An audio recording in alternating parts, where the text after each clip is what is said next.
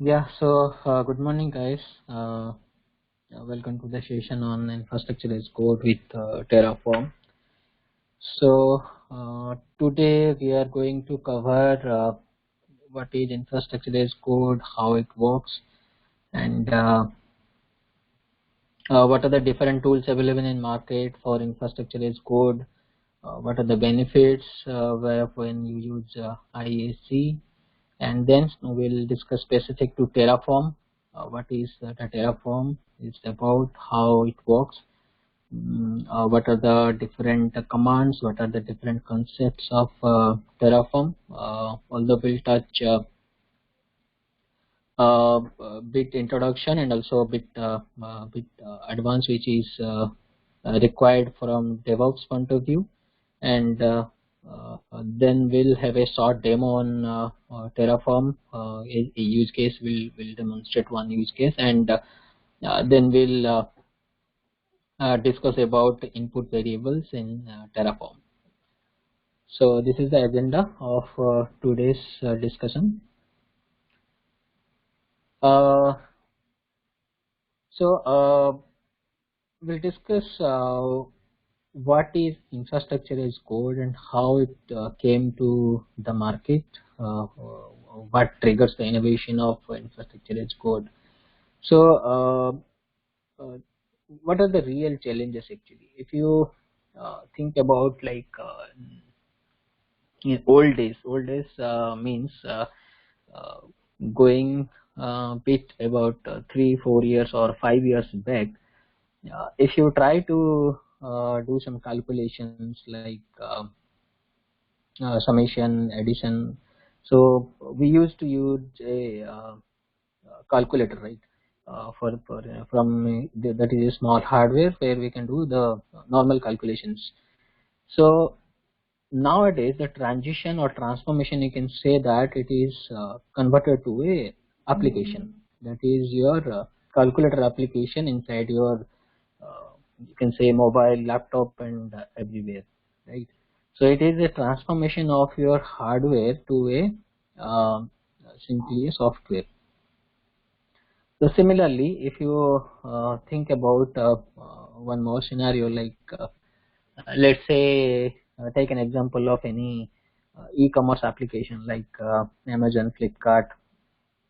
So every year they have lot of features, and they have a lot of plans, like with festival seasons or Independence Day sale or New Year sale. So there are a lot of options coming in every year.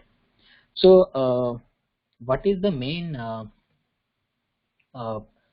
challenge in those sales time to a e-commerce application?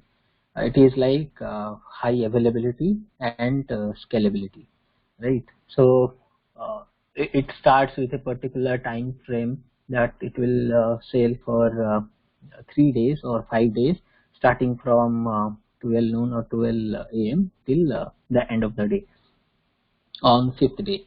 So users, mainly the users or the customers, they are keen to buy the products whenever the sales start, right? So there is a probability of high request of buy request or search request for that application during those time frame. So before going into the production of that release, how that has been planned in the organization itself, that when the developer has developed this application and that has been validated, and if everything is fine, then it is went to the production, right? So the development has started with few people, and they implemented the code, and they handed over to the quality team to validate the complete integration of the application. So while developing in the at the stage of development, the developers are using small configurations, like if they need only one machine and dependent the required software that is been installed there, and they are developing that, and after doing the unit testing, that build got integrated with other components, so which other developers have worked, right? And after that, it is handed over to the QA team. But the scalability part and high availability part is being tested in the local system only. It is not the real environment, or you can say it has not been tested by the developer. So when the QA team receives that build, they need to create an environment like how they can check if the application is really horizontally scalable, or it is really 24/7 available or not. So those scenarios, to test those scenarios, they need extra configuration. They need extra machines, like if developer work with single machine, so QA team might require 2 or 3 machines. Like machines means here I am pointing to a virtual machine. Okay, so if that will be not the case of virtual machine, it should be in a on-prem on-prem infrastructure. Like you need to give a request to your IT team or the concerned department that we need this kind of configuration with this machine configuration, like this much RAM we required, this much of hard disk we required, we need this DB version Oracle, or we need this Apache server to be installed, we need Java, all those things that should be installed in every all the 3 machines. So obviously uh, before uh, before facing into that situation, that the validation time frame, you need to request the same thing to the IT department prior, like 1 or 1.5 months back. So they will take time, they will raise the quotation, and they will purchase the machine, then they will set up it, and if everything goes fine, they will hand over it to you. So it is a lot of time consuming, right? And also it has a lot of effort, extra people getting involved in there. You have a lot of dependency on them.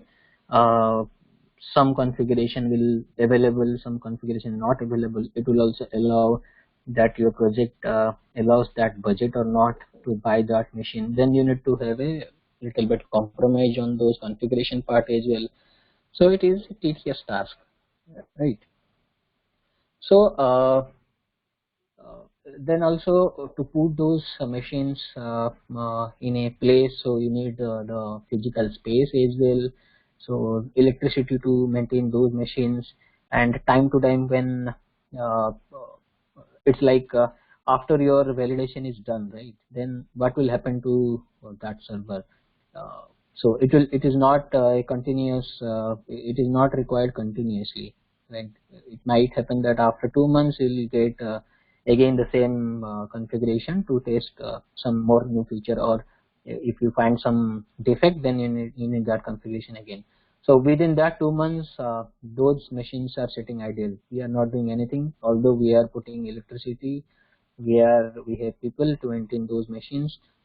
We might need to upgrade the software. We might need to upgrade the antivirus and all those things. So that is an unnecessary headache, right? So, and also if due to some reason those plan got failed, like we are not able to prepare those configuration on time, then validation, we need to do compromise on the validation. So it is a small drift in configuration might impact in the production configuration, and if a small defect comes from the market, so it is completely a problem to fix that, because customer is on high demand in that situation. So these all are actually real challenges. So to mitigate these, uh, the infrastructure as code came into picture. So whatever the narrated here, the real challenges, so these 4 points are here. To summarize that, it's cost, which is like maintaining the physical hardware involving different teams to maintain those hardwares, and purchase, if required, purchase some software to maintain, to achieve those configurations. And second is your scalability. When required your application to be horizontally scalable, you need extra machines. So if that is not available, so it might impact the scalability. So 24/7 availability, yes, your servers needs to be available 24/7, but to make it available there should be some monitoring, and there should some person sitting behind those servers to be maintained. Inconsistency, yes, you cannot say that everything is done manually. So it might happen that if some mistakes are done in the configuration, so out of 3 or 4 machines, or let's say you have a requirement of 100 machines, so out of 100 machines, 20 machines have the configuration drift, like it is not been installed properly the software, then it will create an inconsistency, and it is it will create a problem while you are doing the main validation. So to mitigate all those things, to avoid, or you can say that to uh, uh, to eradicate all those things, the infrastructure as code came into picture. So what is infrastructure as code? It is simply a software code which will transform your infrastructure into a small file. So you can simply configure the total infrastructure in a file, and whenever required, you execute that file, and your infrastructure is ready within few seconds or within few minutes, right? So it is a process of managing and provisioning infrastructure like networks, virtual machines, load balancers, and connection topology through software code. Like I said, the example, like calculator from hardware is transformed to a software. So obviously that is uh, now the hardware is, you can say, mobile or laptop, but mobile does lot of different things including calculator. So we are not only dependent on the single hardware calculator, so we can achieve that in a other device with as a software. So infrastructure as code models can be versioned by source code management system. So it is like I said, the inconsistency, right? So uh, you can easily, when you write a code, like normal developers are writing the code, right? So they are doing the versioning system for using the source code management, and they have the tracking of each and every change, right? Version 1.0 has what are the features, version 2.0 has what are the new things or what are the enhancements of patch.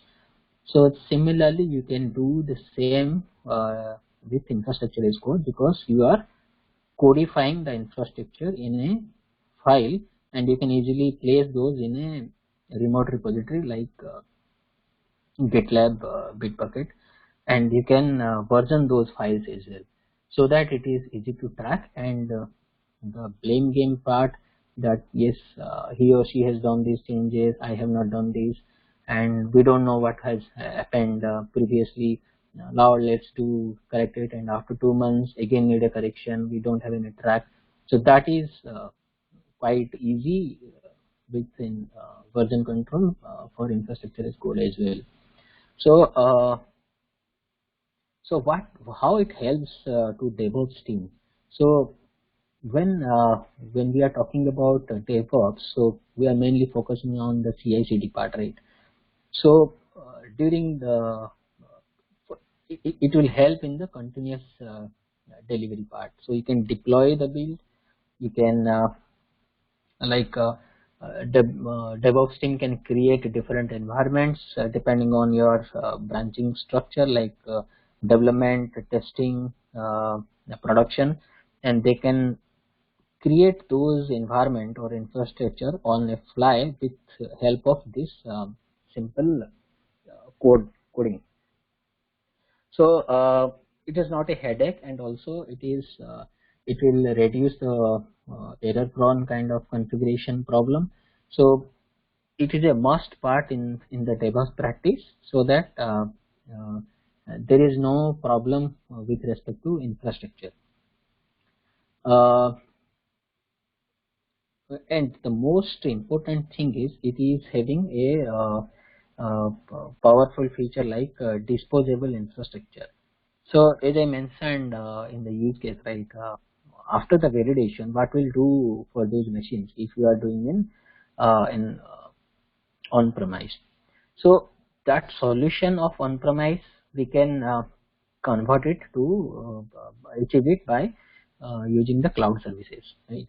So we can use Amazon, you can use Google, you can use Azure, or whatever, Oracle, IBM, Alibaba, whatever cloud you want to use. So that can be transferred from on-premise to cloud. Now what happens in the cloud as well? It's not free, right? You are paying as you go.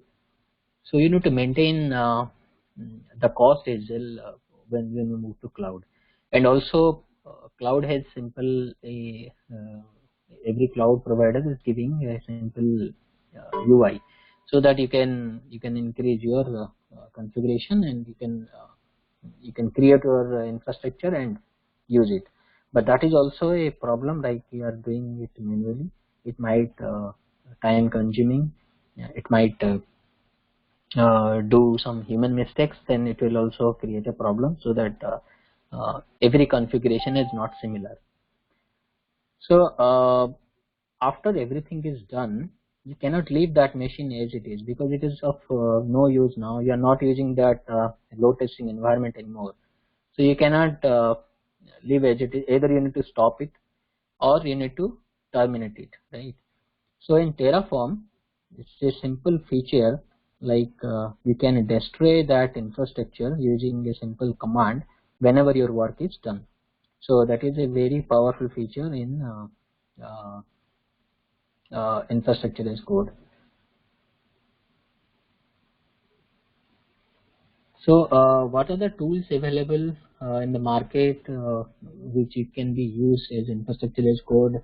So these are list of tools available. So there are a lot of other tools also available. So I have listed down the tools which are most widely used nowadays. So Terraform is one of the tool. It is only used for provisioning the infrastructure. So there are so Terraform is only being used for provisioning your infrastructure. You cannot use Terraform as your configuration management or some other task. So although there are facilities for in Terraform that you can execute some commands using importing file, you can execute the shell commands as well using provisioning parameter.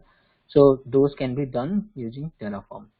So and it is also written in Go language. So and there is an internal language also available which we need to learn, and you need to write the code to adapt Terraform.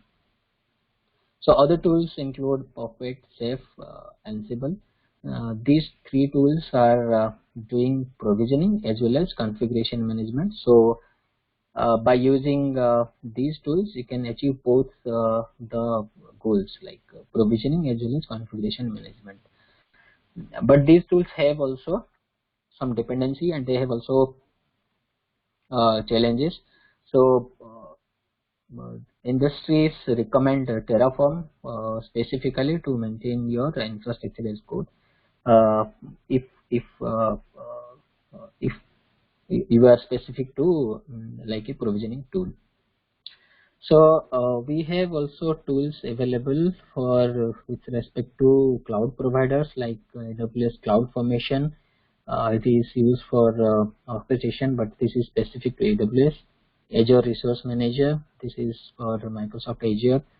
and Google Cloud Deployment Manager. You can use this for when you use Google Cloud as a provider. So the main benefit of Terraform is like it is uh, multi-provider support. So you can use Terraform for any of the cloud. You can use integrate through. You can use for AWS. You can use for Azure. You can use for Google Cloud as well.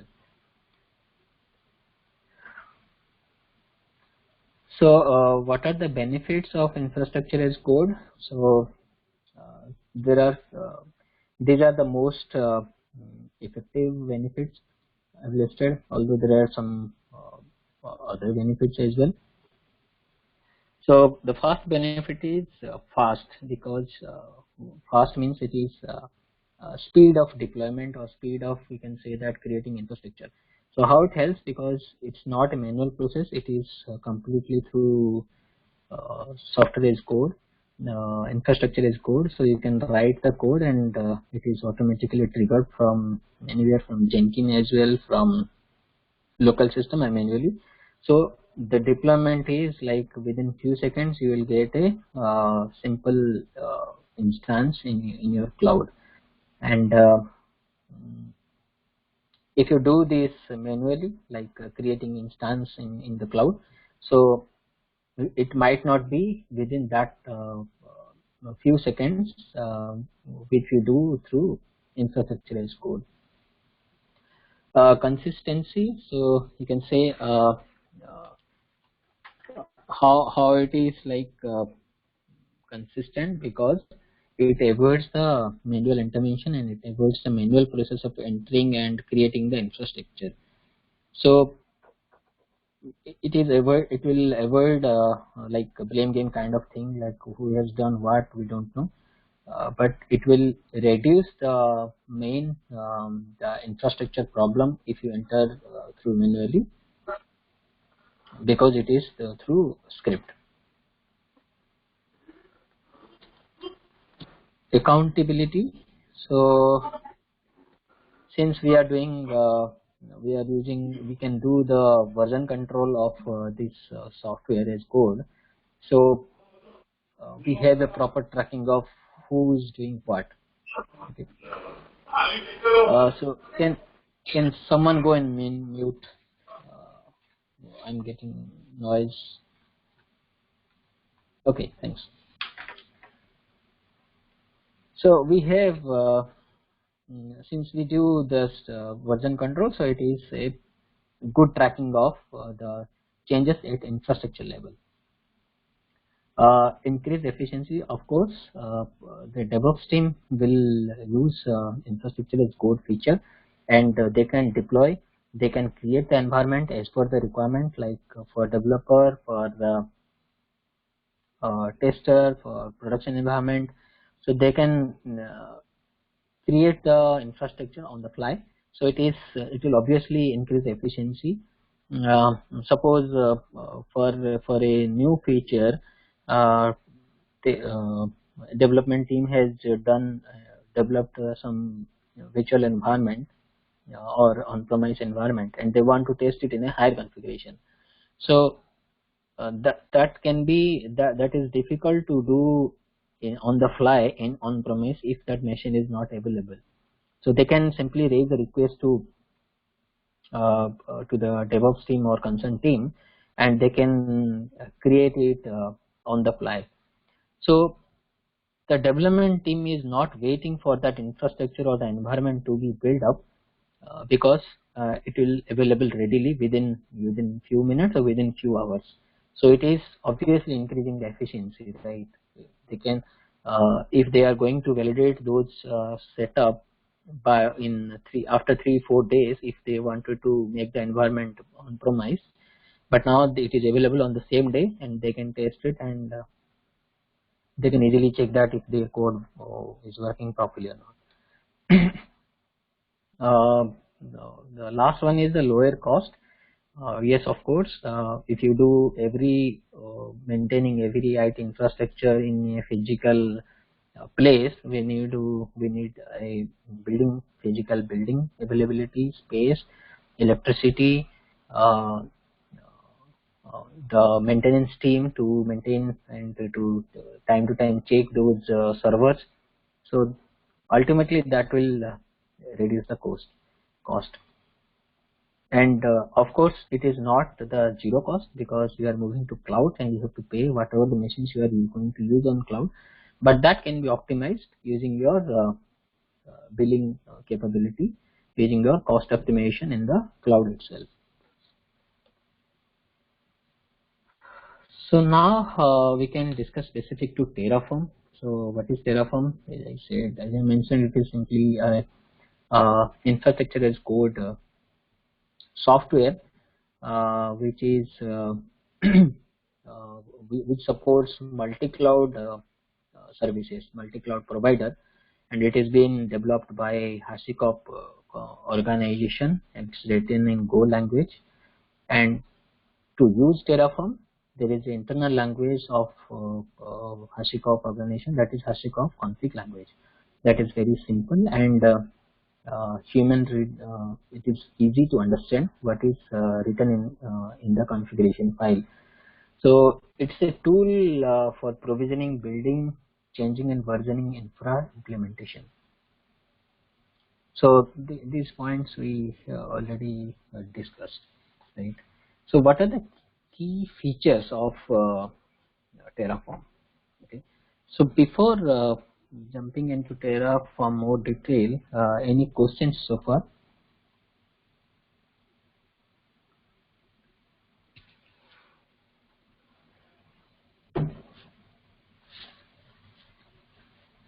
Let me see the chart.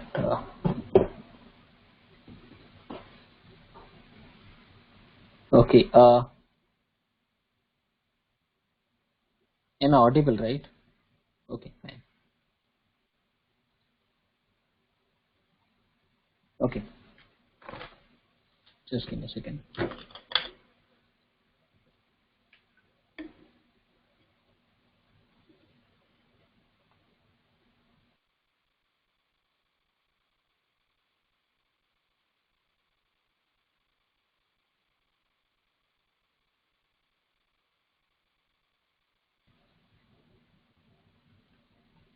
Okay.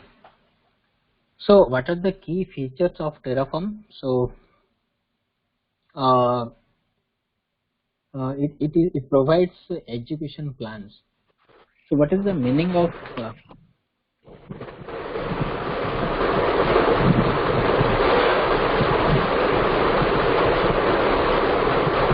Shubham, can you go on mute? Yeah, thanks. So what is execution plan? So Terraform has a feature like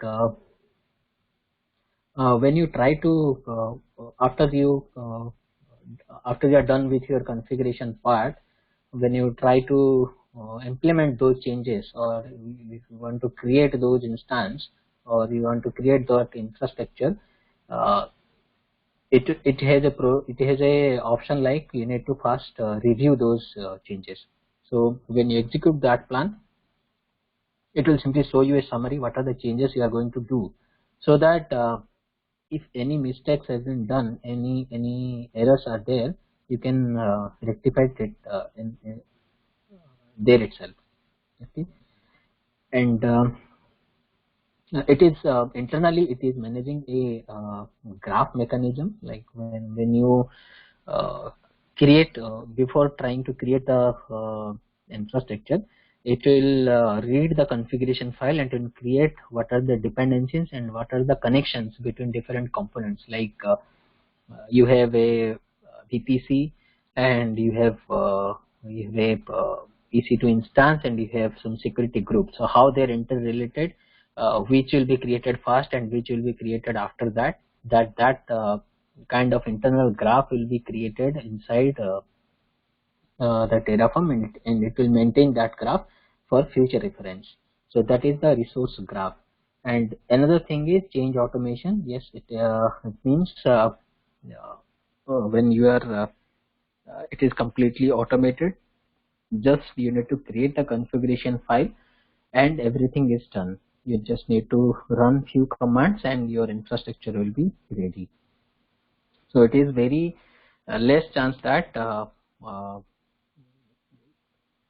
if you create three similar environments for a feature to be tested or to be developed, so those three environments will be have same configuration through your Terraform configuration file, because you are doing it through automation and only one configuration file is available to create all those things.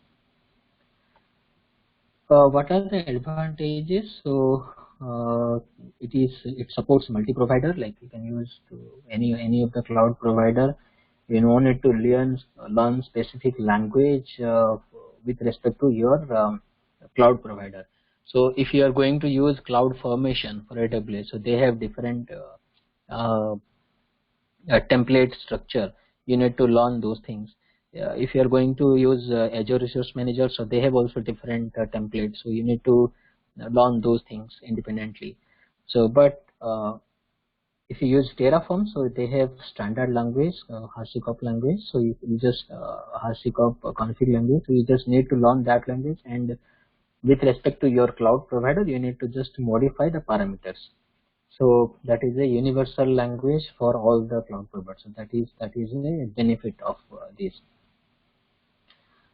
Second is immutable infrastructure. It is very interesting. So let's see. You have a scenario like let me show you a picture. So in this picture, you see we have let's say in time t1. In time t1 we have a application, web application, where we have different infrastructure is available, which is deployed. That application is deployed in these many different services, and this service 1.0 is nothing but the infrastructure. Okay, and going forward, we are planning to have a release of application 2.0, where we have some dependency on change in the services, like we want to update the DB as well, and we want suppose we are using Apache, okay, Apache 2. Now in this configuration, suppose DB 1.0 and here Apache 2.0.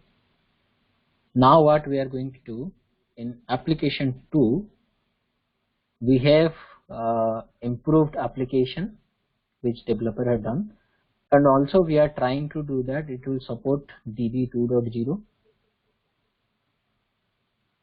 and also Apache. Your Apache will be 2.2. Okay, so this application is dependent on these two configurations. So what will happen while doing the upgrade? So your your app 2.0 needs to be deployed on this configuration. So it might be possible that out of these 9 configurations, in some of the configurations the DB is not updated successfully, and in some configuration it happens that your Apache 2.2 is not updated successfully or installed successfully. So you will be in a situation where your app 2 is there, app 2.0 is there because it is deployed, but the configuration which is running this application is in between, like DB 2.0, 2.0, and your Apache server is not 2.2 but it is also 2.0. Okay, and in sometimes reverse, Apache 2.2 and DB 1.0. So this will create a configuration drift. And what is the main challenge? Okay, configuration drift happens. Then what is the main problem? Main problem is this kind of configuration has not been tested by the QA team or the validation team. So you don't know how the application will behave in this configuration. So we need a immediate patch release for this configuration to be supported by this application, or you can manually upgrade these things on those instances or on those servers. So this is creating a defect. We don't know what is the application will behave, right? So this is called as configuration drift.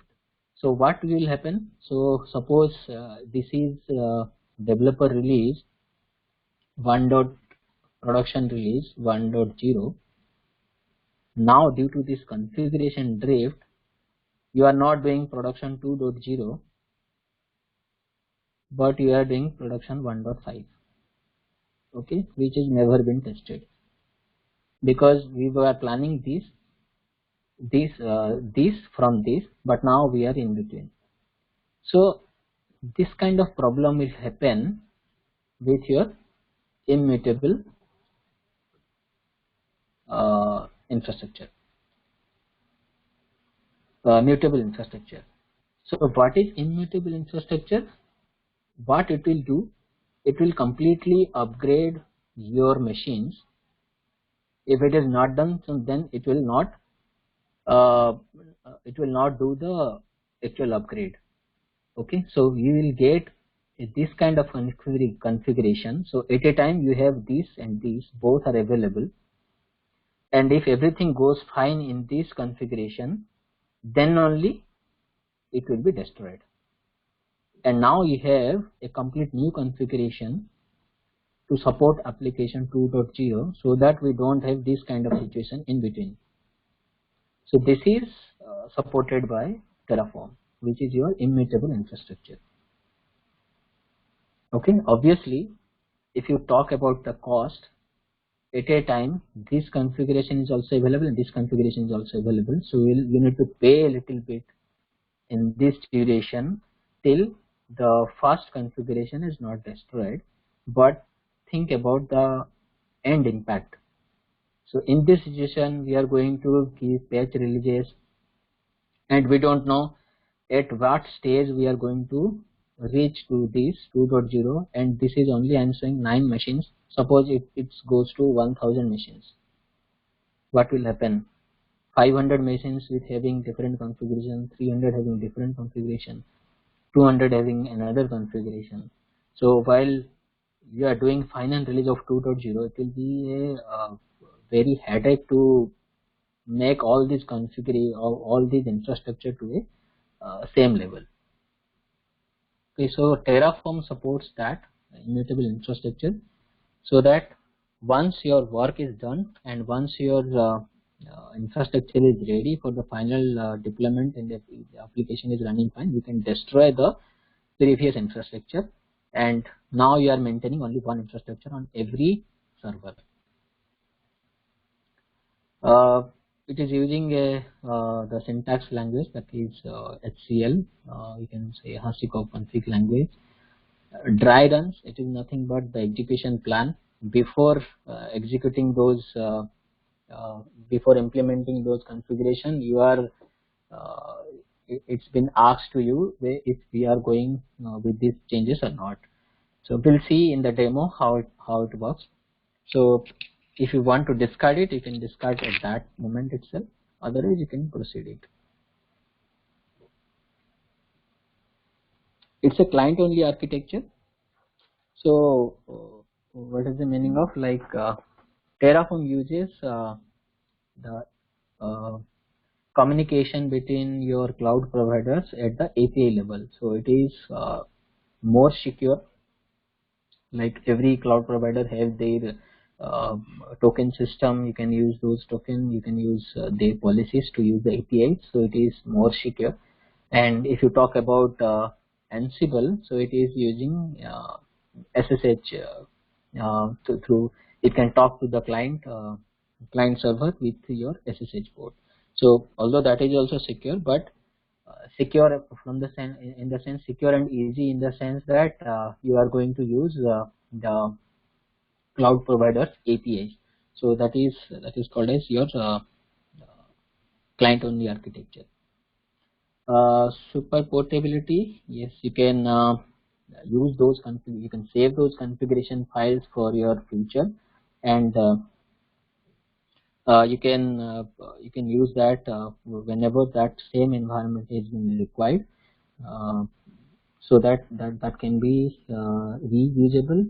And also it supports your multi-cloud provider, so that will also help to during your migration. Like you are using AWS cloud now, and going forward, if you want to change from AWS to migrate from AWS to Azure, so that with a minimal change in the configuration file, you can easily do that. So that is that is portable as well.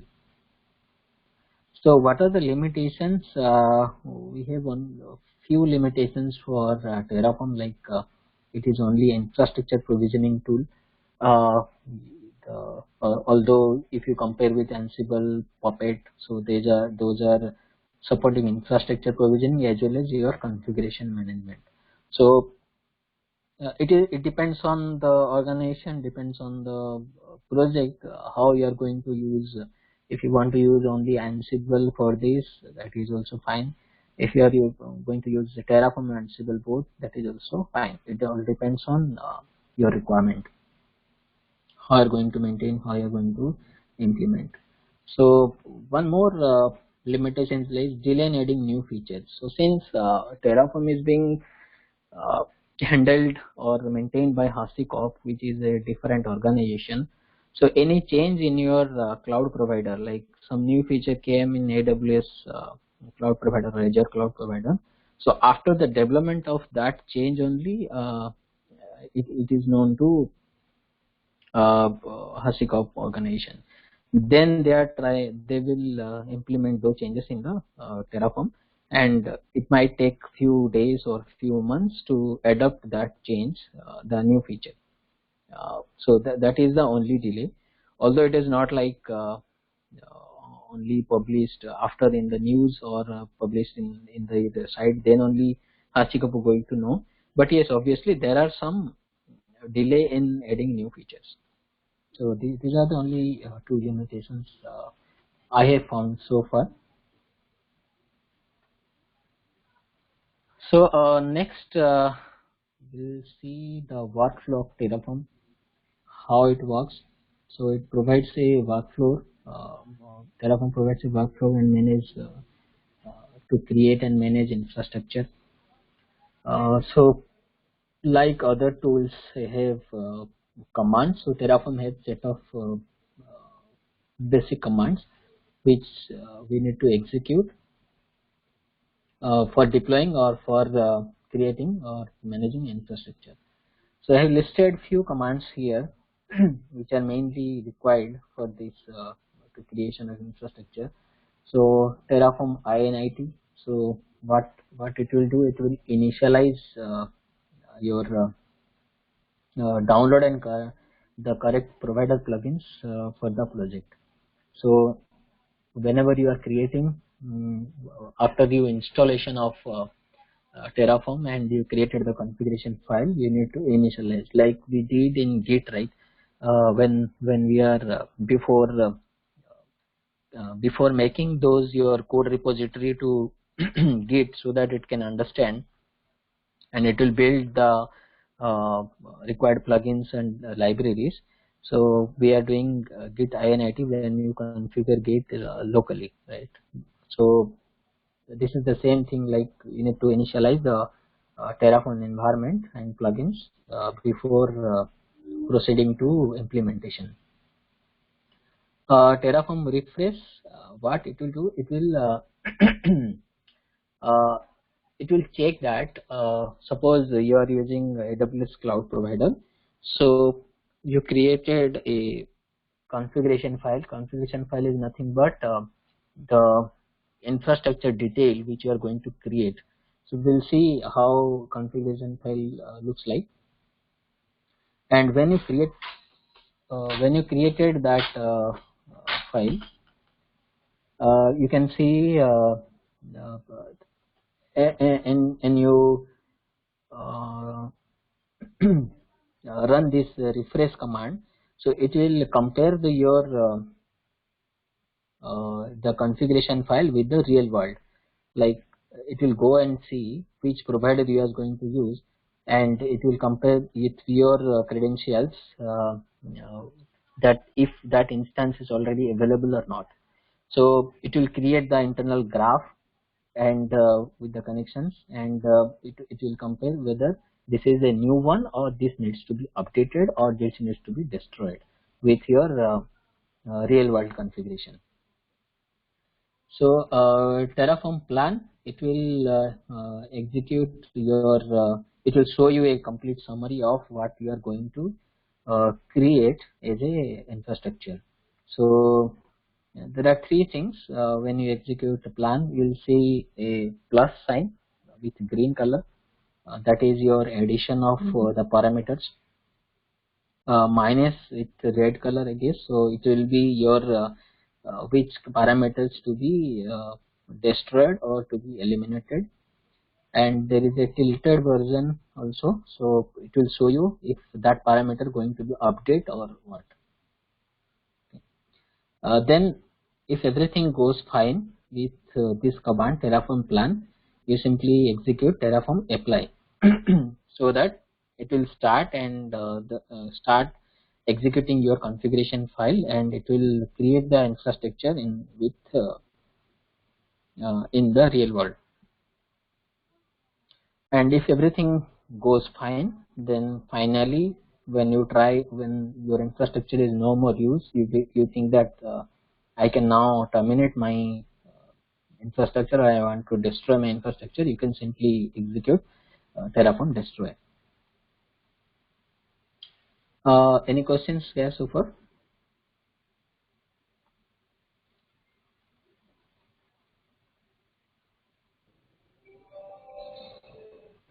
No, you can. Okay. Are we going to discuss about TF state file as well later on? State file, I can simply touch that how Wend is going to generate, but yes, no more detail on state file. Okay. I was a little bit interested to know how we can use TF state file to rerun our planning file. I mean import, Terraform import, if you can give some light on Terraform import command. Import or okay, you mean to say like you want to use some variables using some file, right? TFT value variable file or something else. I mean, like we use planning .out file for rerunning our recipe if we want to create another same configuration infrastructure on the cloud. And so I think using the import command as well, we can do the same. I'm not sure. I'm just asking. Yeah, I have not used that so far. Might be I can explore, and if time permits, we can have another session on that. Okay, you want import? How to, you can do one thing. You can mention your scenario in the Slack chat, so that I will go into, and what you need we can see. Sure, no problem. Thank you. Yeah, because in this session we are touching about simply how to use Terraform with a plain, how to make plain configuration of and creating one EC2 instance, and that I think what you are expecting, or what you are your problem is bit advanced level, right?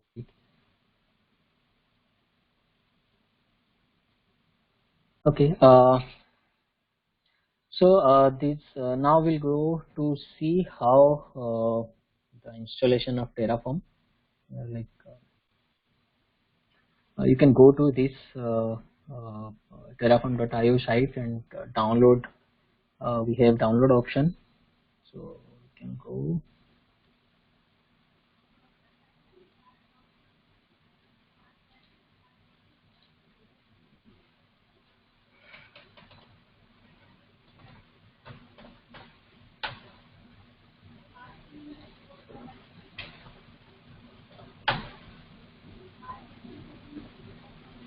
So here you can see, you can go to download, and here it is available with your different configuration machines, whichever you want to use. If you want to install it standalone, you can directly download, or simply you can copy the link address and you can use your command line as well to installation of this.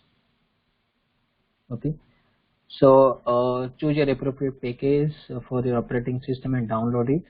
Then for Linux and Mac OS, you can copy the link and you can use your command line. So this is the command you can download through wget, the zip file. Then after that you can unzip that file. So if you don't have unzip installed in your machine, you just need to install unzip tool. Then after this unzip, you can simply move your Terraform binary into the bin directory so that you can execute Terraform commands anywhere from anywhere. And after this, because this is simply a binary file, so you simply run this Terraform version to check if your Terraform is installed successfully or not.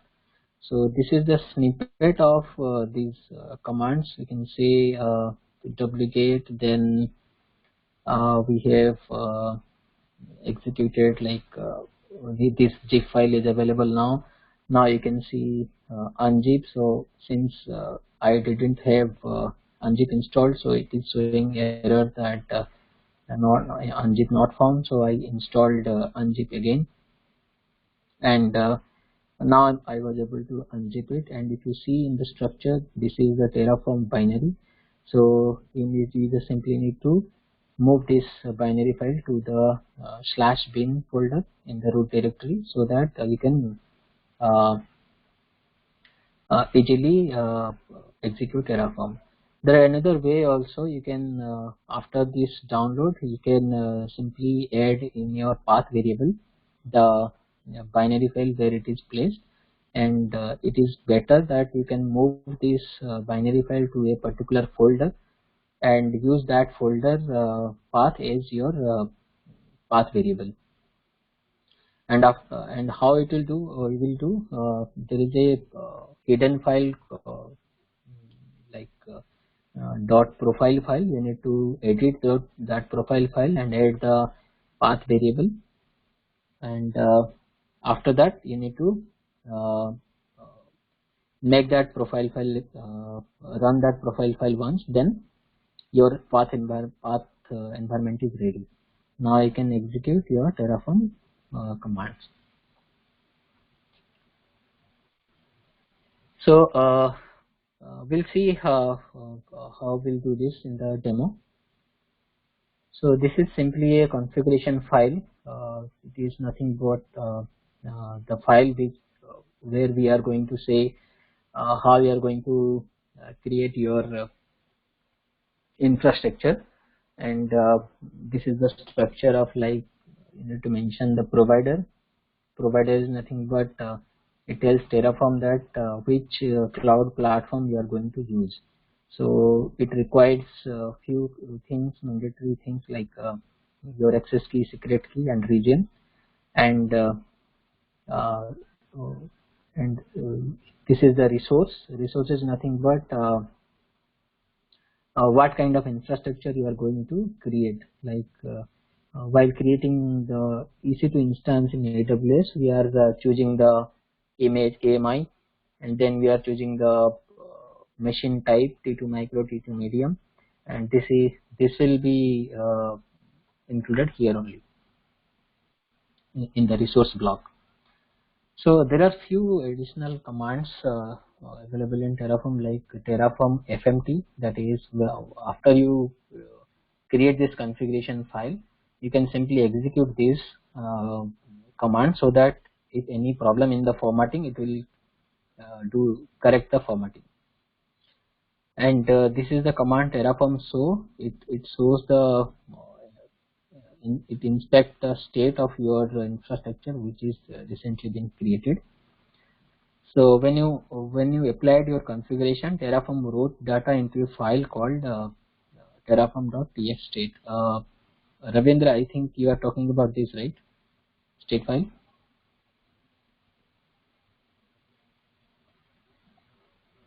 Yes, correct. Yeah.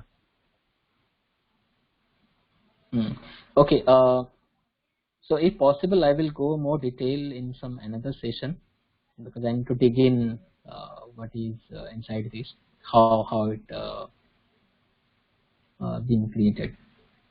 Okay, for sure. So now this file contains the IDs and properties of the resources that Terraform created, so that it can manage or destroy those resources going forward. So this is the file which tracks your infrastructure, basically the ID and properties of those resources. And when you try to execute the destroy command, it will extract the information from this file and execute that, so that it will help to destroy.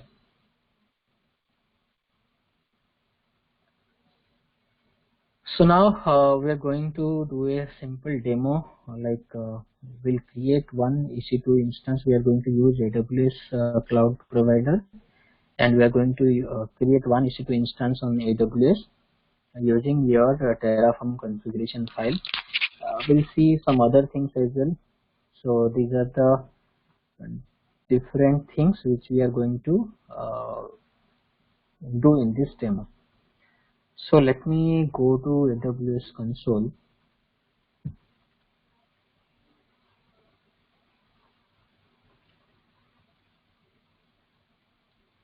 So here I have one machine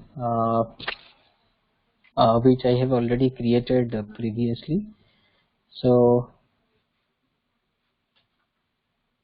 till now you have that much of confidence that you can create the EC2 instance. Okay. So I'm not going to repeat that creating the EC2 instance. So this is the machine which I have created the EC2 instance, and I have done the SSH login into it. So if you see, or we can do one thing. If you want, I can create one more.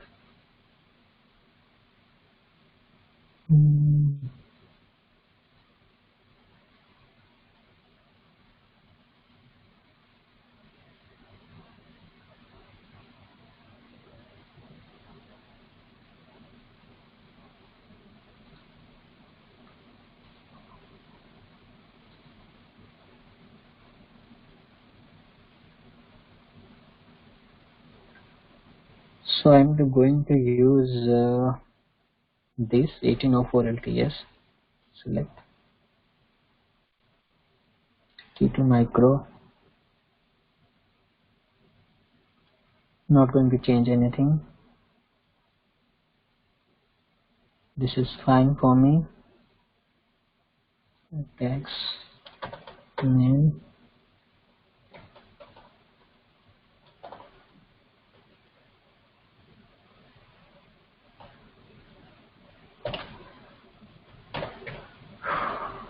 Terraform DevOps.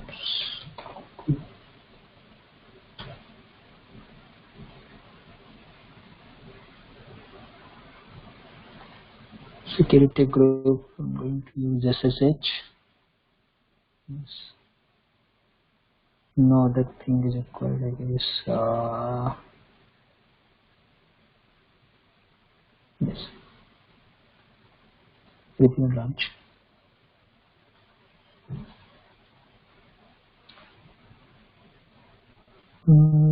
Can create new key pair. Let's say Terraform. Scores 10.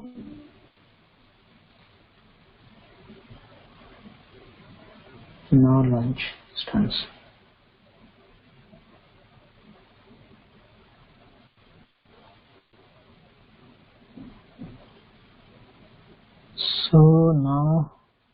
this is the machine. Let's click copy it, and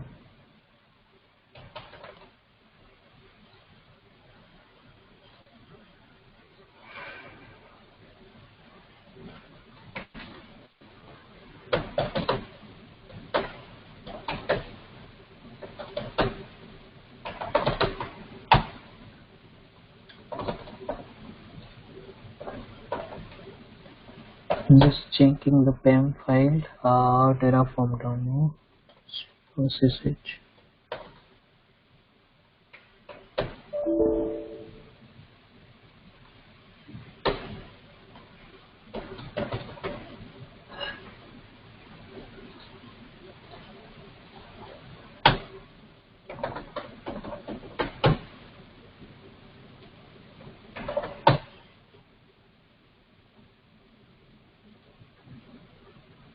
So now I'm able to do the SSH of that machine. Let's see how it's coming. It will take a few seconds.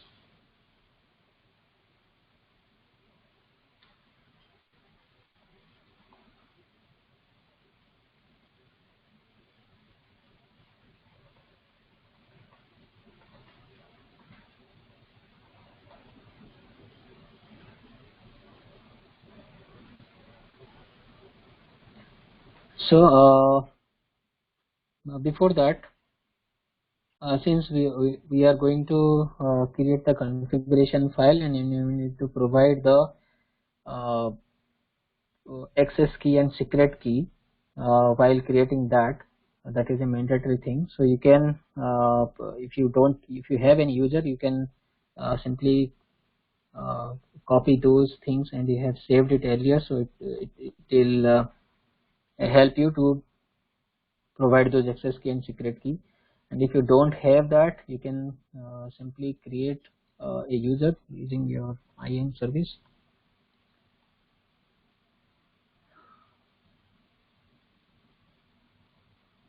Go to IAM, and here you can say users. So since I have already created one user, so I will use this one, but you can create a user from here, give the username, and just simply click the programmatic access and give next permissions. So make sure when you are giving this permission, you need to have like Terra test. Okay. So here you are going to attach a policy, and make sure you need to give the EC2 full access. So this you need to provide to the user, then only you are able to create using this user your another instance. Okay, you can you can add your tag and everything, and you can proceed. So after creating this, you will get a access key. You can go to the security credentials, and here if you have already there, and you can also create a security key from here, create access key. Okay, you have already this one available, which is your access key, and you can create one other secret key using this. Okay, so this will help in your while creating your EC2 instance. Okay.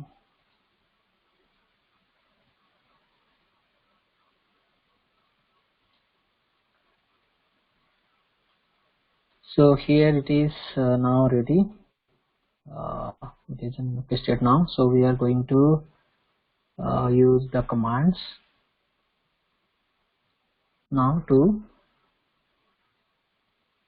create the configuration file. We can install the Terraform here. So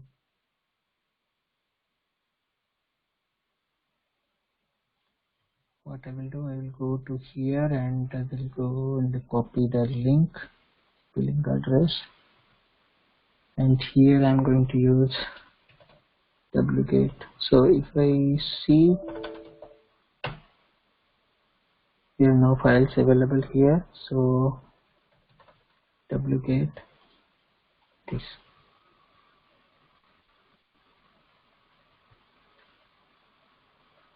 Okay,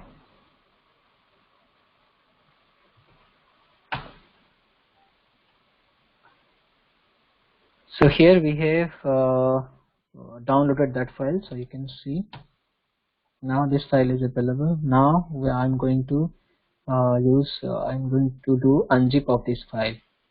So the command is unzip and zip file name.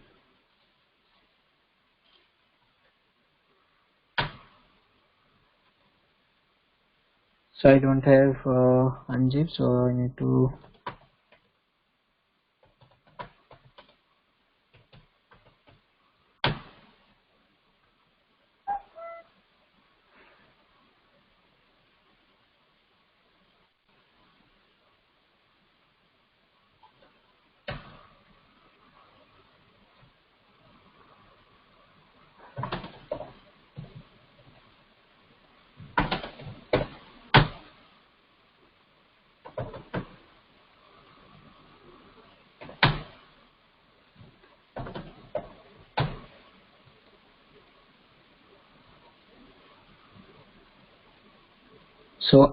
now I can execute the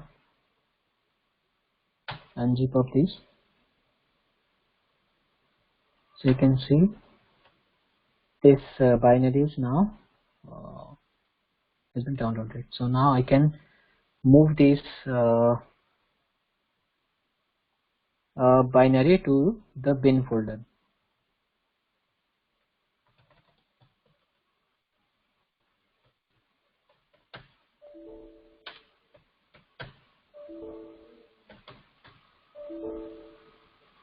So before that we can see if what is there.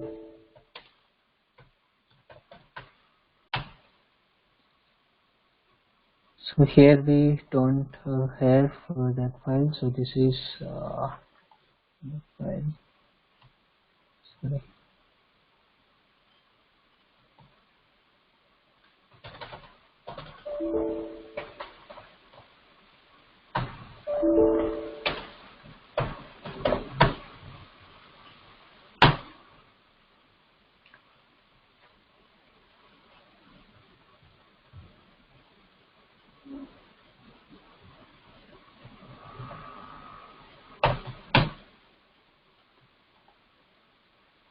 So now we have moved this Terraform to the bin.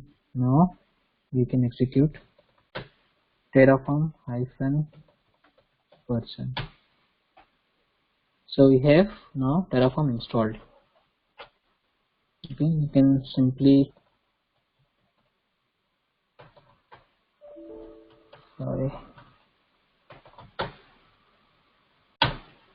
if you type Terraform, so there are the available help command with this. So if you reach into this, so it is installed successfully. Okay, so now we can create a configuration file which will create our EC2 instance. So let me go to this and CD. So this is my old machine. So EC2 instance where I'm just trying to copy the content of this configuration file. So ls I have ec2.tf. so here tf. So this thing I will copy and here I will simply create a directory.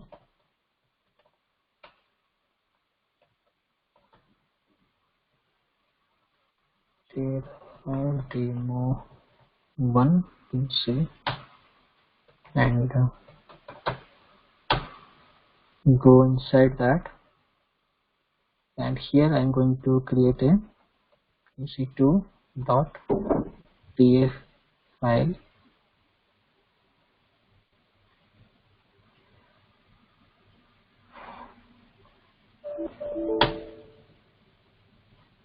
Insert mode and simply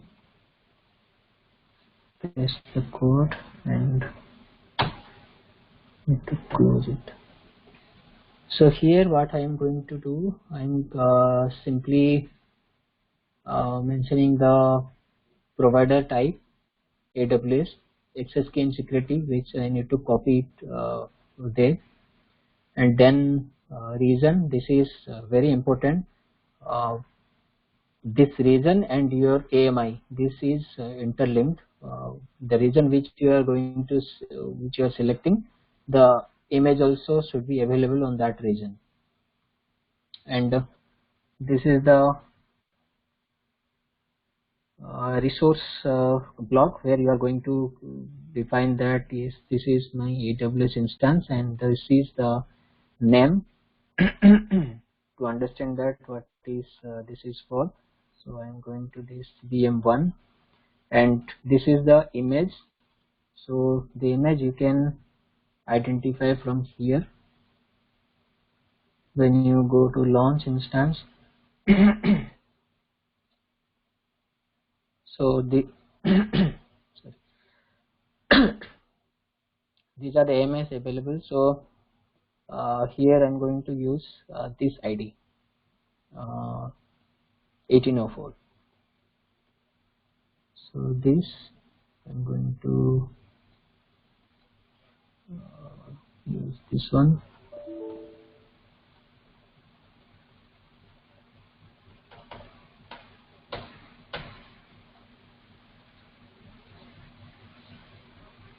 Okay, and here I am in the US East 1 region, so I have selected this image. If you are changing some other region, so you need to select according to. Okay, now the access key and secret key. So let me see where I have saved my credentials. I'm just stopping the share.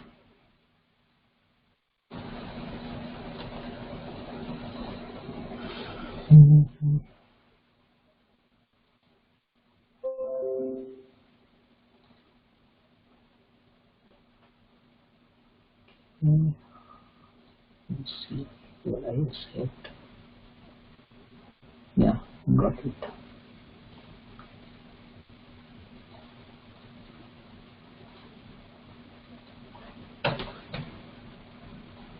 Okay.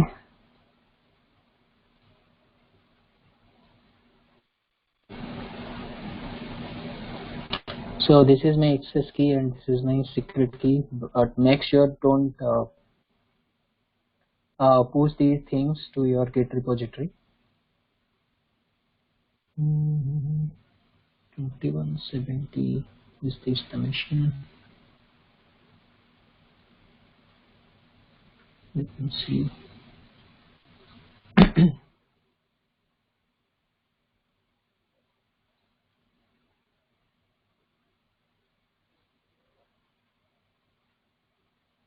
Yes, this is the machine. So here I'm going to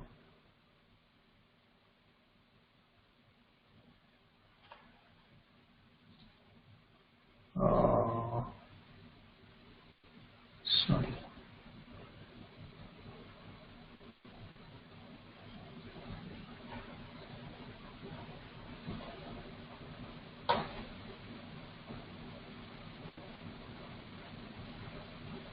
This is my secret key where I can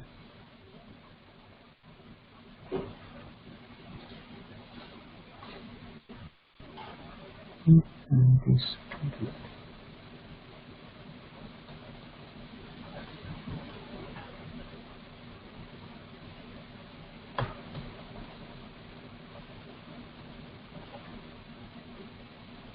Okay, so now it is ready. I have given secret key, access key, the reason.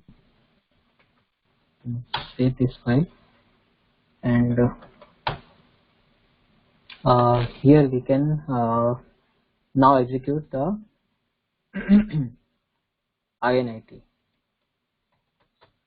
Terraform initialize. So if you see,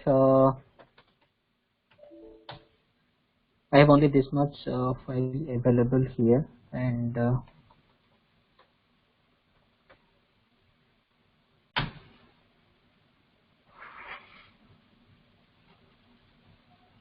so it is showing Terraform has been successfully initialized.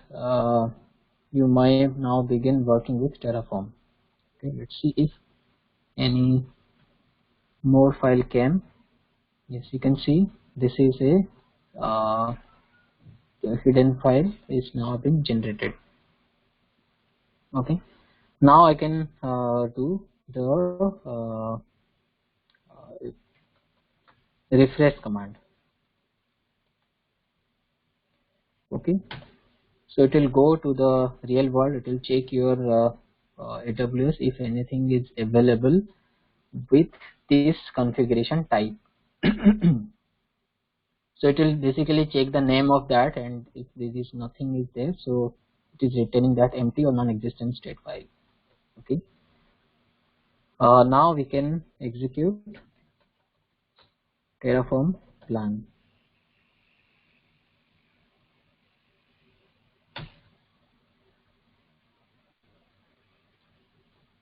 So this output will show you it is saying that we are going to create a resource. Okay, and this will be created. The name of this is Terraform VM1. In your AWS instance name is this will be created, and this is your image which is going to be created. So this is the preview of your preview before execution. Okay, so these are all green. So since this is going to be created newly, so all are in green plus, so everything will be added. So this is a parameter called known after apply. It's like these parameters are not known to one. Once it is been created, this will be reflected.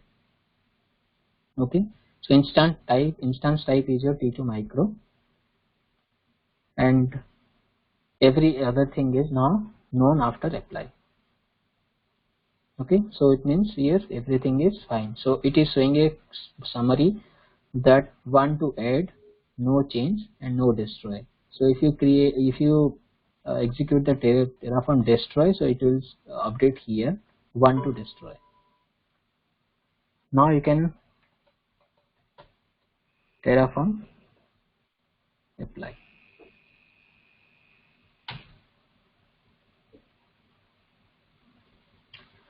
So here it is going to prompt you.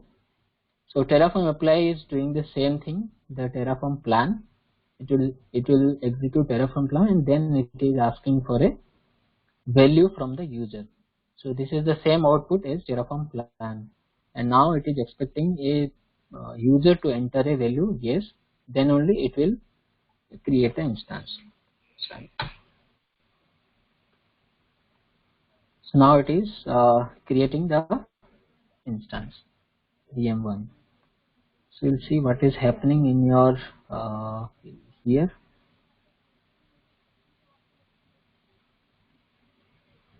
So here this one is now getting created.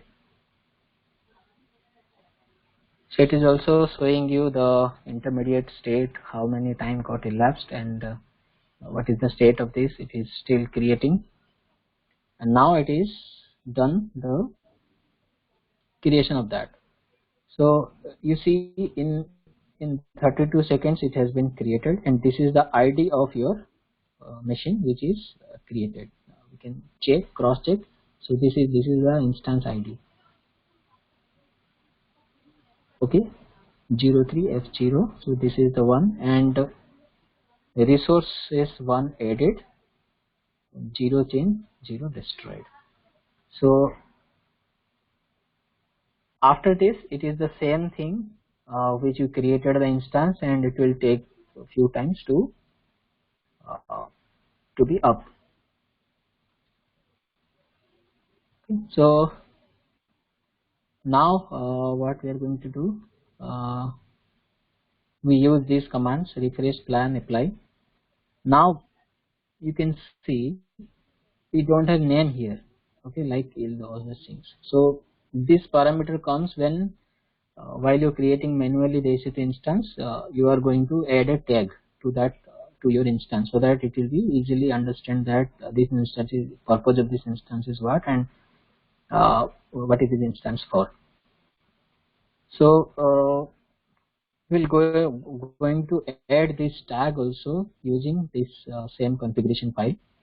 Let's just wait for this to be come up and running. Any questions, guys, so far?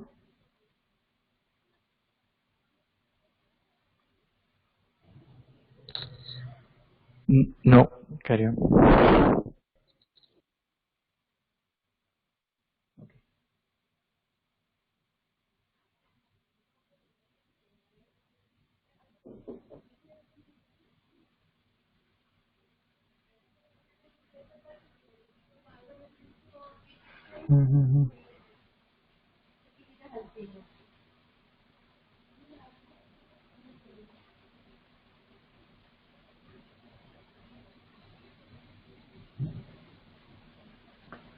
It's taking time. Okay, let it come. We'll change the configuration file. So now I'm going to open that. So here we can add another parameter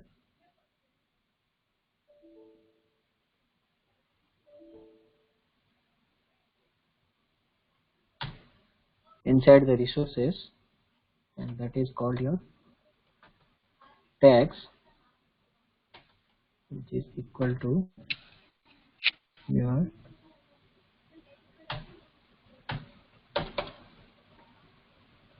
where I can mention name is equal to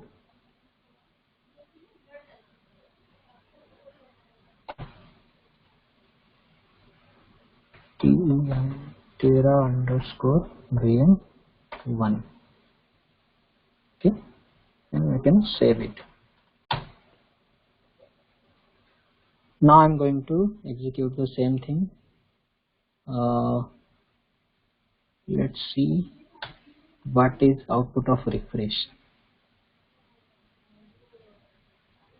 So it is saying now if you see when we created freshly this EC2 instance, so this was checking with the real world and nothing was found. Now it found a instance with matching your configuration file that this is the current state with your real world. Okay. And now I can execute plan and see.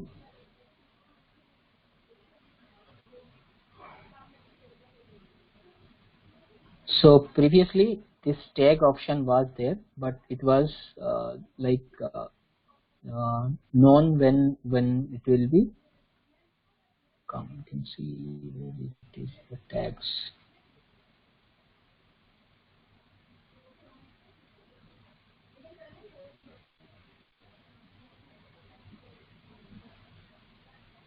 Or might be it is not the default thing. It is optional parameter, that's why it is not visible here, the tags. So now it is showing that update in place. One thing needs to be updated, and this is the tag parameter where we are going to add this value. So it is nothing but the key value pair name and Tera VM1 This is the same thing when we are creating manually and we are adding the tag name. Okay. Now I can execute apply. But before that, just check what is the state of the machine. Yes, it is now up and running. So now we can say apply. It will again ask for the value, which is yes. So now the output is 1 changed. So we have changed the configuration file with an additional parameter.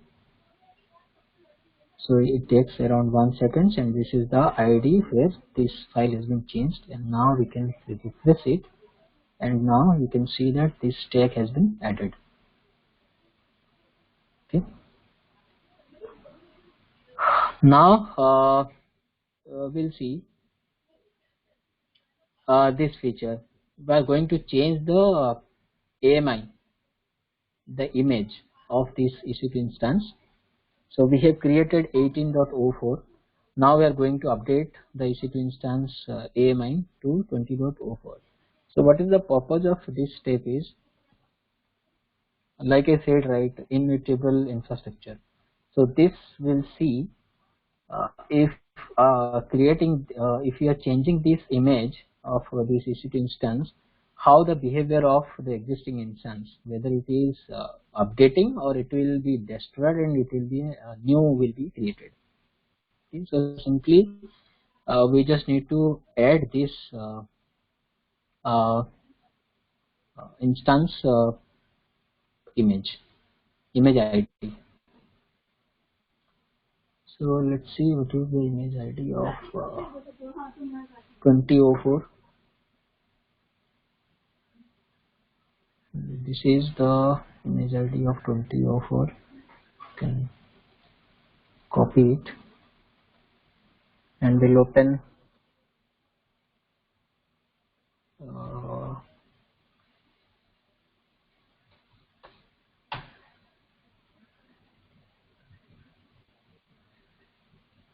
insert.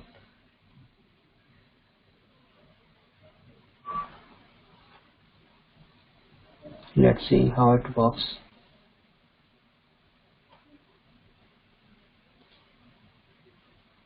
Okay. Now we can do refresh.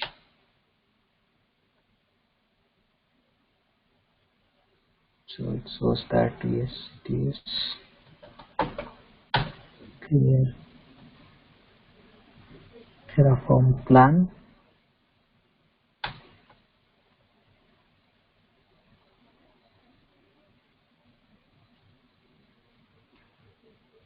So see, there are a lot of things are going to be updated. If you see here, so must be replaced. It is saying that it will destroy and then create replacement. So these are the things which is now going to be replaced. This will be replaced by this image ID, ARN, public IP. All those things will be changed. That means the red color hyphen which is showing here, it will be completely gone. The plus one will be added newly, and the tilted one will be updated.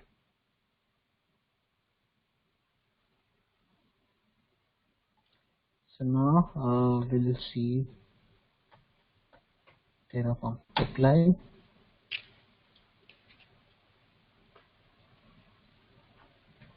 Yes. So it is showing this will be destroyed and new will be created.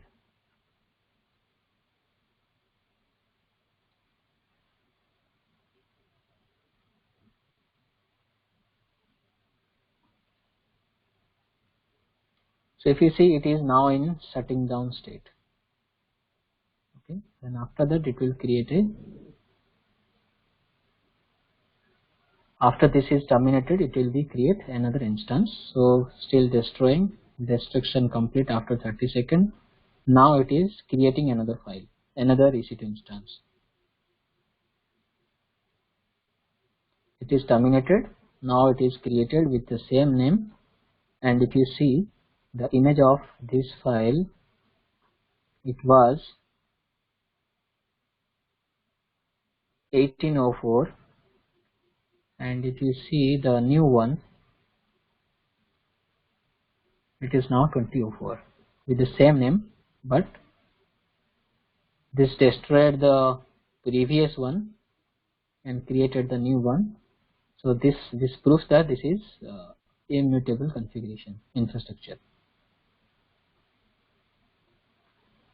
You see, it's saying one added and one destroyed.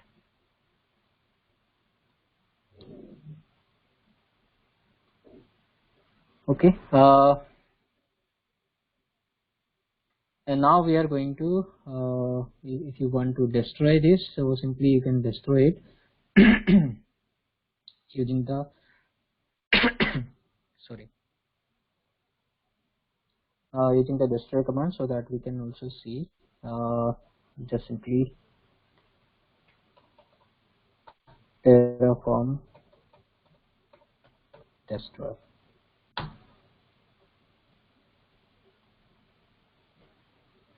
So it is showing that one instance will be destroyed. This is the ID of that instance, 1D9. You can check. This is the instance which we are going to destroy, and everything is in red, so everything will be deleted. And if I say yes,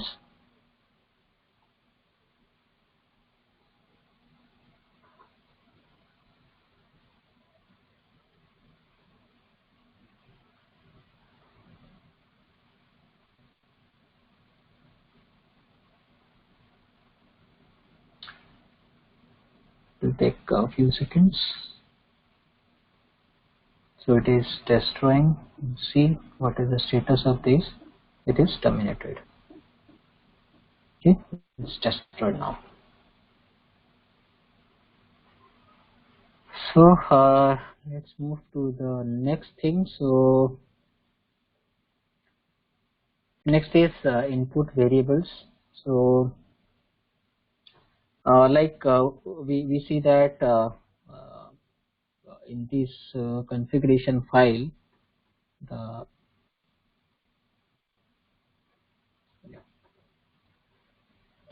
vi ec2. So if you see this configuration file, we are hard coding these values, right? Access key, secret key, which is not secure.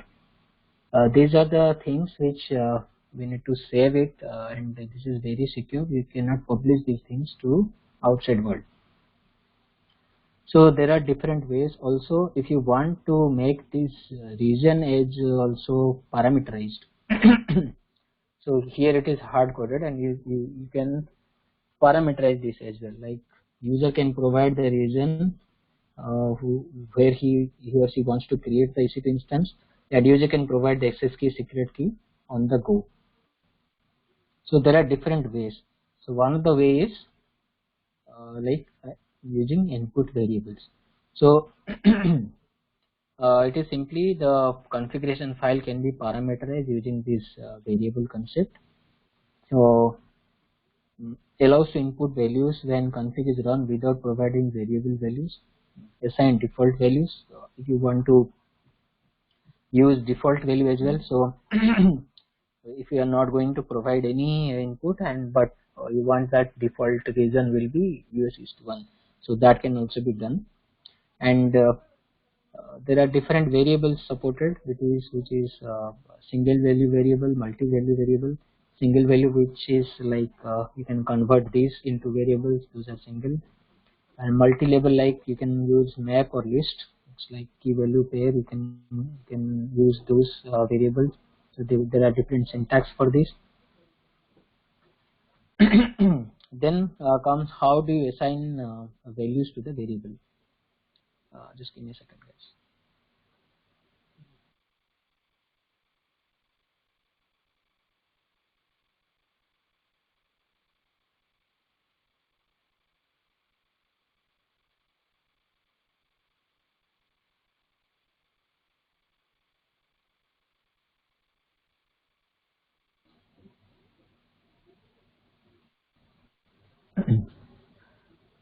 So there are different options, like when you execute the command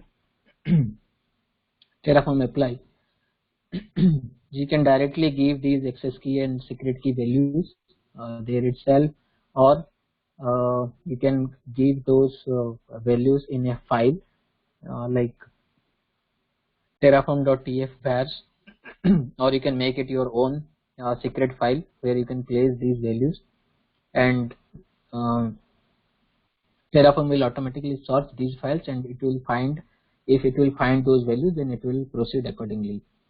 Another way is like you can define the environment variable with tf underscore var and name of that file, some meaningful name, and these files can be configured as an environment variable, and these secrets can be read from that file. Or you can simply have a UI input also in the Terraform site itself. You can configure there itself also the secret key and whatever the variable you want to configure. So this is a small snippet of how you are going to use if you are going to use a file like secret.tf file, then Terraform apply -var -file, then the file name, and make sure, since this file contains your secrets like access key and secret key, you should not check in this file into your Git repository or the remote repository, because this is secret and it can be easily if it is publicly published, so the hackers can easily access this access key and they can create different machines, high configuration machines using your credentials. So that is very needs to be stored in a secure way. Sorry. So this is the link you can get how variables can be used from the HashiCorp site.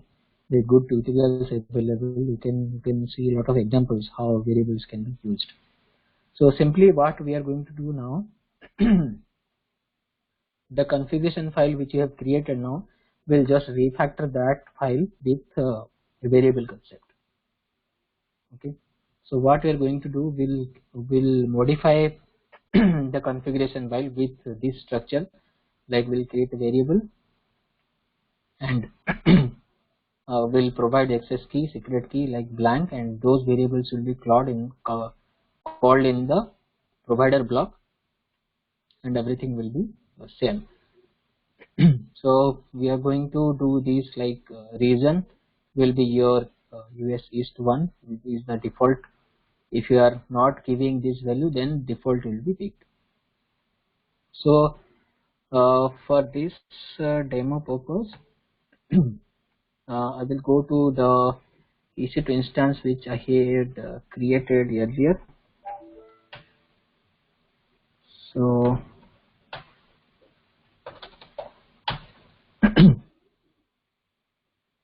this is the directory where I have created my input variable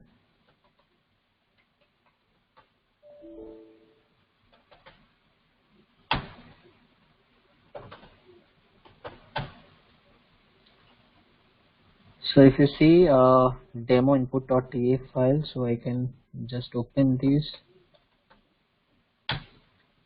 and you can see I have not given any access key, secret key, and I have given this default. So the structure is like this. You need to give like this parameter as variable, so that Terraform understand that this is a variable parameter. I need to search the value for this. So we have created three variables here, like access key, secret key, and region. And in the region, we have given the default as US East 1.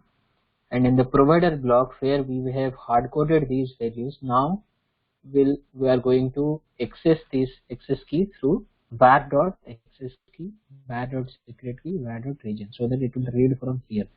But since we have not given anything here, what Terraform will do, it will first look into this block, then it will go into your terraform.tf var file. If it doesn't find any var file like that, then it will search for if you have any special var file you have created, like secret.tf var, something like that. If it didn't find that, then it will look for an environment variable. If it is still not there, then it will go for another uh, file, which is your credentials file. So when if you have configured AWS CLI in your machine, so there is a folder created in your users directory, which is your .aws directory. So I can show you. If you see here, yes, this. So if you see here, this is the .aws file when you configure your AWS CLI. So this is the credential file which is being created, and here also we have access key and secret key saved. So Terraform will search that file as well, and if it finds the access key secret key, it will simply execute that. So for this demo purpose, I need to delete these files. So let me save demo and will save it. Okay. So now we can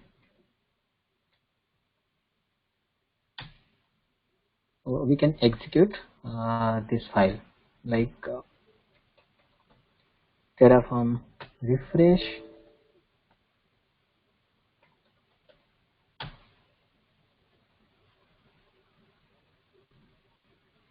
So whenever I'm executing this refresh, any command which is ultimately calling your configuration file, so it is asking me the access key, because Terraform didn't find the access key value from anywhere. Okay, so you need to give your access key. So let me put some wrong value.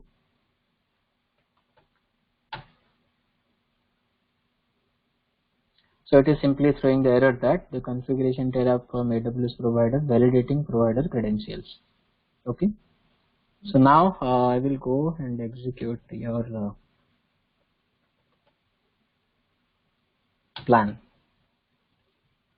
So this is simply we discussed what we had discussed, like how you are going to give your credentials from command line flag. So this is the option actually. So if you now I'm going to give the credentials of this page secret key, and the secret key is this. So now it is executing the plan, and it will show me that infrastructure is up to date. So if I have changed something, then it will ultimately displayed what we see previously, the Terraform plan. So let me see if we can simply change the name of this tag, input variable underscore demo.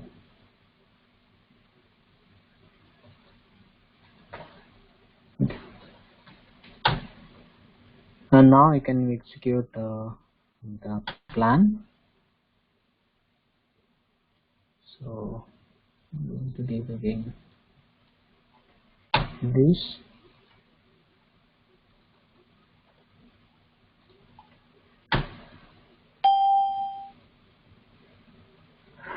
So now it will show you the changes. So since I had changed the name, so it understood that it is a completely new instance to be created. So the existing instance to be destroyed and the new will be created. So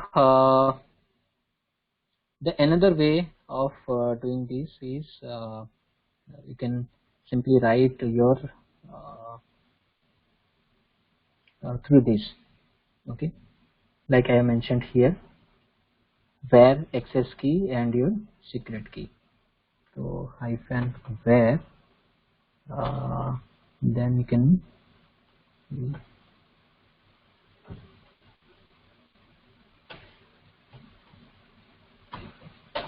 access underscore key, which is equal to your this one, and another variable is your secret key, which is your value is this one.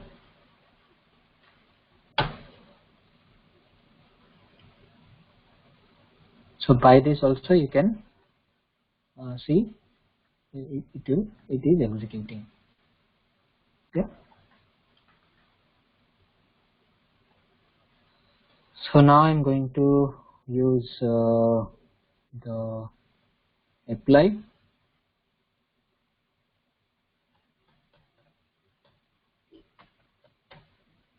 So let's see what is the state over here. This was the instance which I had created earlier.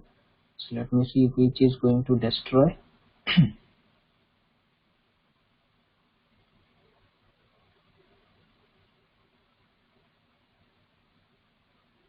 D89A.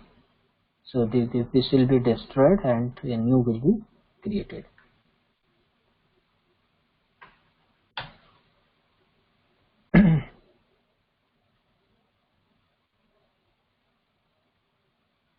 I'm saying yes.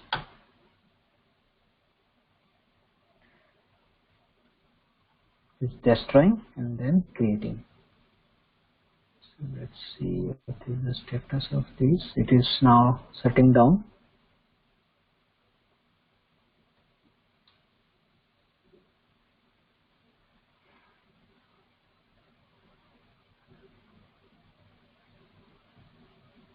So it is creating, see, it is destroying, simultaneously creating. So this is the advantage of like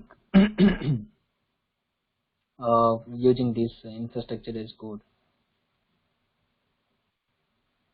So it is terminated, and we can see if the next one has been created or not.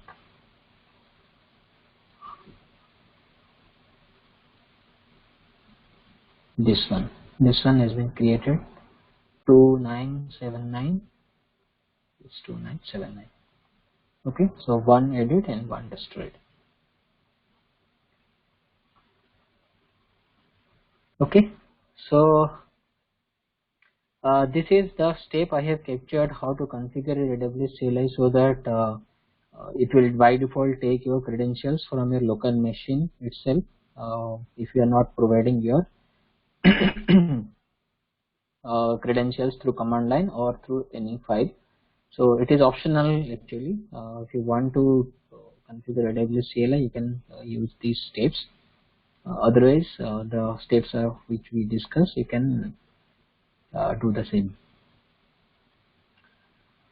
So I think that is all from my side for today's session. Any questions, guys?